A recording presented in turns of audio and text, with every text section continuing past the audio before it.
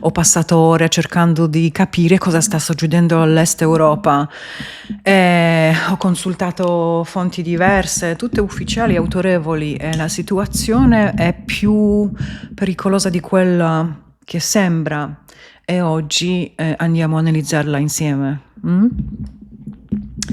E buttiamoci nella mischia. Il primo caso, sul sito del Ministero della Difesa polacca hanno introdotto i corsi di addestramento alla difesa militare. In che cosa consistono? Praticamente sono corsi della durata da 1 giorno a 30 giorni e non sono obbligatori ancora, ma dopo un tale corso tu diventi come un soldato, anche perché poi devi dare un giuramento alla fine. Quindi tu risulti come una risorsa nei loro registri ufficiali in caso di bisogno, per non pronunciare un'altra parola, sei il primo a essere mandato. E loro puntano ad addestrare 100.000 persone, ma in un modello ideale puntano ad avere 1 milione di persone pronte ad assumersi la responsabilità o far parte della riserva dell'esercito polacco.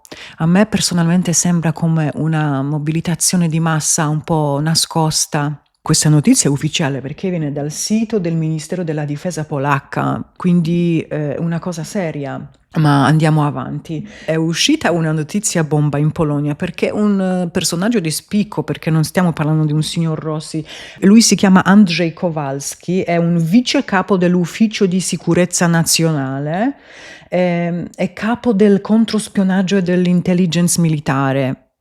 E lui in un'intervista pubblica ha dichiarato che il nostro presidente polacco Nawrocki, è sicuramente sulla lista delle persone da eliminare in caso di aggressione russa. E lo dici in un'intervista pubblica, cioè tu immagina il clima di guerra che impermia la società polacca in questo momento. Lui dice che Nawrocki sarebbe un problema per la Russia e loro cercherebbero di eliminarlo per primo perché è una persona che non si piega e sono queste persone che fanno paura alla Russia, parole sue più o meno. Certo non è una certezza perché se è uscito fuori non è più un segreto, però è un'ipotesi che va considerata. Adesso un'altra notizia, guarda questo articolo. La Polonia sta ampliando la rete degli ospedali sotterranei, specialmente nell'est paese dove la possibilità di escalation con la Russia sono più alte. Guarda che dice che parallelamente sono in corso corsi di formazione di medicina tattica e medicina di guerra e questo sta già accadendo, non stiamo parlando di un'ipotesi, loro si stanno preparando in questo momento. È sinceramente un discorso preoccupante perché li vedi tutti insieme, come se giocassero allo stesso gioco, agiscono e uniscono come se stessero eseguendo un piano.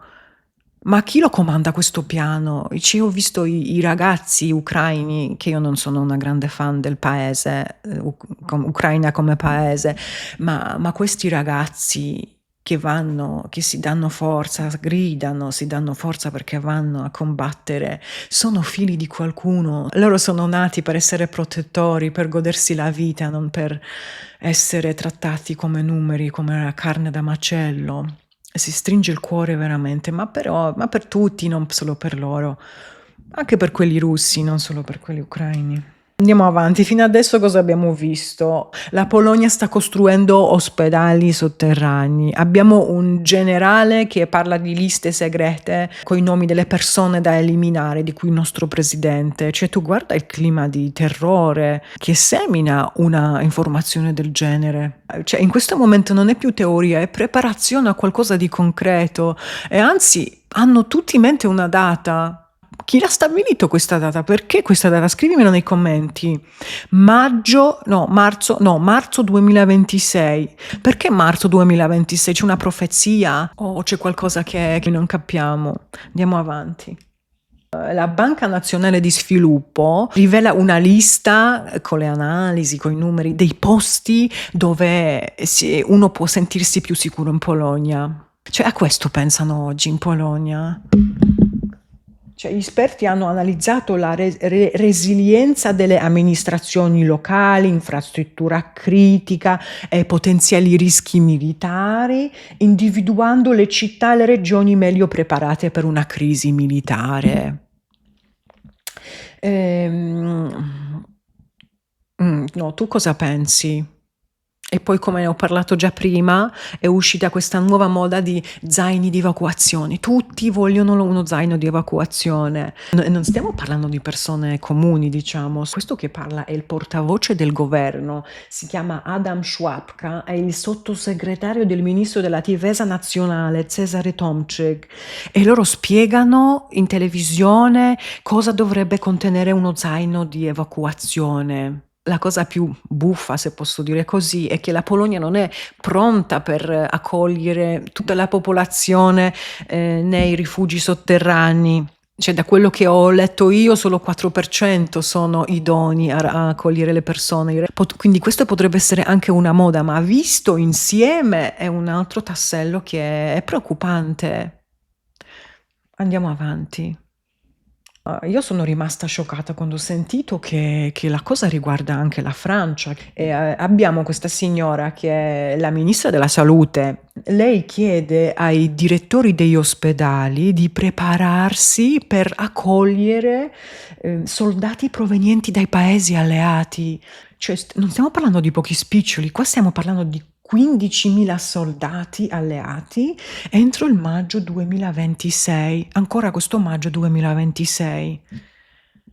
Cioè, loro non lo prendono come un'ipotesi, loro si stanno preparando seriamente.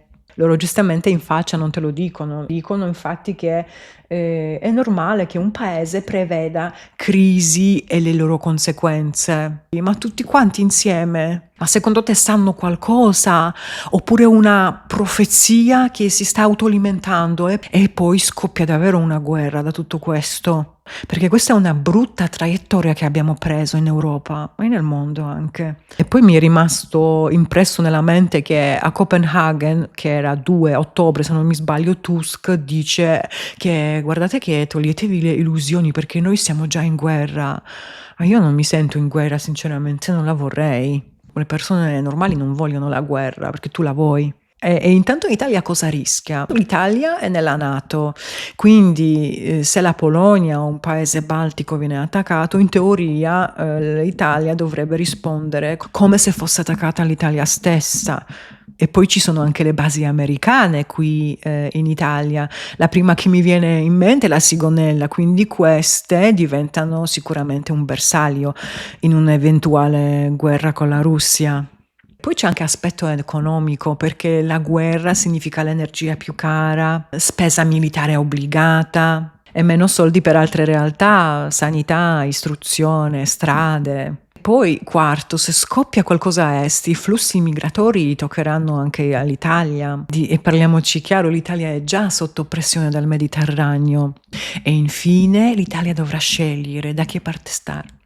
Perché tradizionalmente l'Italia è più restia a scegliere, a schierarsi, è più per la diplomazia, per le misure più conciliatorie, però in questo caso l'Italia dovrà scegliere ed ogni scelta ha le sue conseguenze. Qui non sto dicendo che la guerra succederà, dall'altra parte vedi l'Europa che si sta letteralmente preparando a qualcosa di reale, cioè non è più un'ipotesi, quindi io continuo a monitorare. Tu cosa ne pensi?